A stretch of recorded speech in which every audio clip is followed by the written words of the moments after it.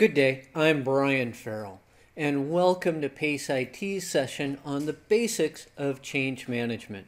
Today we're going to be talking about the reasons for change management, and then we're going to conclude with some different change management processes. I have a fair amount of ground to cover, but not a whole lot of time, so let's go ahead and begin this session.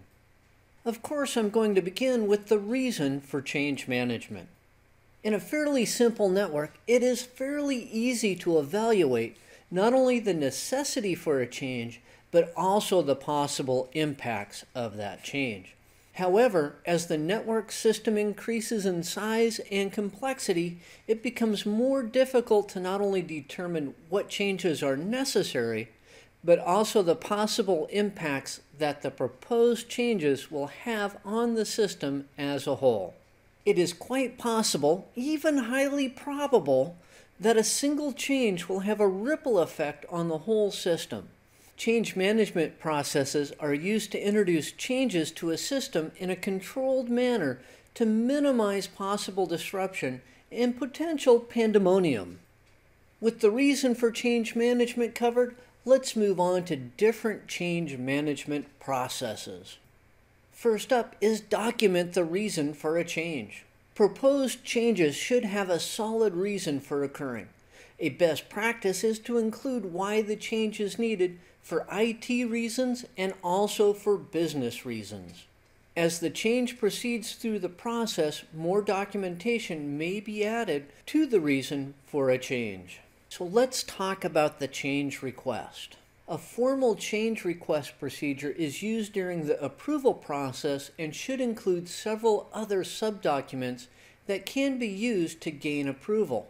One of those documents is the configuration procedures documents. These document the exact steps required to implement the change, including affected devices, applications, and processes. The change request should also include a rollback process. As all change carries risk, a plan to reverse changes is required in order to gain approval. Then there are potential impact documents. The potential impact documents are a good faith effort to identify all possible impacts to the overall system, both the positive and the negative. Then there is the notification procedures. After the potential impacts have been identified, the people responsible for the affected systems must receive notification of the proposed change. Keeping your stakeholders informed and involved will greatly increase the chances of a successful change. Let's talk about approval processes. Proposed changes should be vetted and approved, not only by management, but also by senior IT personnel, security experts, and by a selection of those affected by the change. Some companies create change control boards to not only evaluate proposed changes, but to also implement a means of approving changes. These boards also assure that all approved changes have been fully tested and documented. The change boards meet periodically to assess the status of an approved change. This helps to keep it on track for implementation. Change boards maintain responsibility for the change and verify that the process is proceeding according to the configuration procedure. And finally, change boards help to ensure that approved changes are implemented correctly. When planning out a change to an IT system, it's important to involve a maintenance window procedure. A maintenance window is the amount of time that a system will be down or unavailable during the proposed change.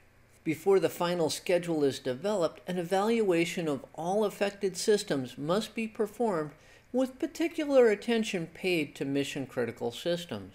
It is possible that the proposed maintenance window may exceed the allowable downtime for critical systems, which will affect when the maintenance window can be scheduled.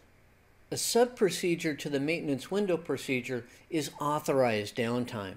Once a maintenance window has been identified, it is then possible to determine the optimum time to implement the change. In many cases, system changes need to occur during off hours, as in after the close of business or during weekends when systems are not utilized as much. Then there's the notification of change procedure. After sufficient time has elapsed in which to evaluate any issues, all stakeholders, those are the people who approved the change and all others affected by the change, should be notified of the successful completion of the change. This allows the stakeholders to further monitor the systems for any unforeseen or residual issues relating to the change. And finally, there's final documentation. The change process should end with an update to the appropriate documentation, including network configurations, additions to the network, and physical location changes. A closing change report should also be created that summarizes the change to help refine the change procedures and processes even further. This closing report should include what went right and what went wrong during the approved change. That concludes this session on the basics of change management. I talked about the reasons for change management, and then I concluded with different change management processes. On behalf of PACE IT, thank you for watching this session, and I hope to do another one soon.